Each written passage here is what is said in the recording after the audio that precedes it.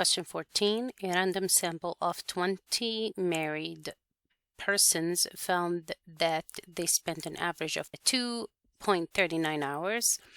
So here is the married, and this is single or unmarried.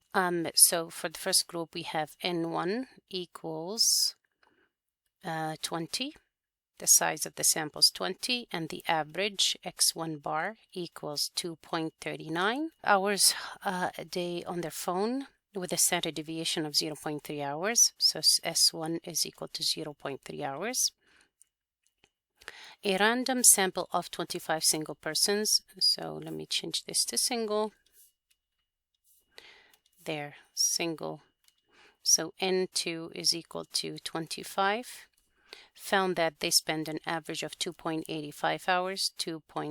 So x2 bar is 2.85 hours per day on their phone with a standard deviation of 0.51.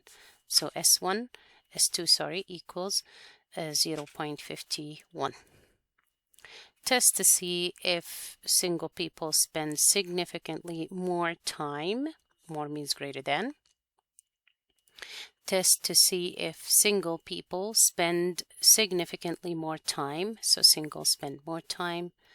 So it's going to be this way. Single spends more time on their phone than married people do. Test the claim using a 10% level of significance. So alpha is 0.10 or 10%. Assume the population standard deviations are unequal and the populations are normally distributed.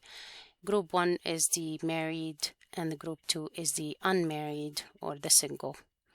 So in this specific case, we are going to test the hypotheses. So we're going to say here the null hypothesis states that the population of, let's say, married is the same as the population mean of single. The alternative hypothesis states that the mean population of married is less than the mean population of single. So that is how we're going to do it. And then we're going to use the calculator. So the mean population of married is the same as the mean population, or the population mean of married is the same as the population mean of single. And then the alternative states that the population mean of married is less than, or in other words, the single mean is greater than the married mean. So that is the first part. The second part is to find the test statistic and the p-value. So we're going to use hypothesis. We're going to use the difference of means, or t-test, for two means, which is this one. We found that x1 bar is 2.39.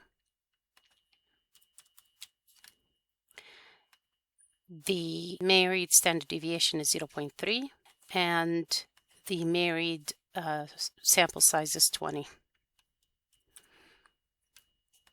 For the singles, the mean is 2.85.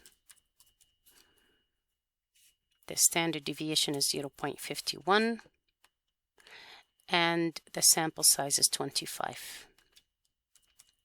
Significance level is 10, and this is, we decided it is a left tilt test because we used the married as the first group and the single as the second group, so it turned out to be a left tilt test, so that is correct. Now we need the test statistic.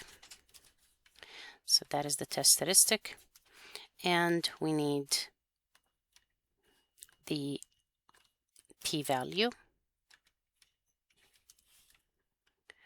and that is the answer. And since you see here the p-value is this less than alpha, that means we are going to reject the null hypothesis.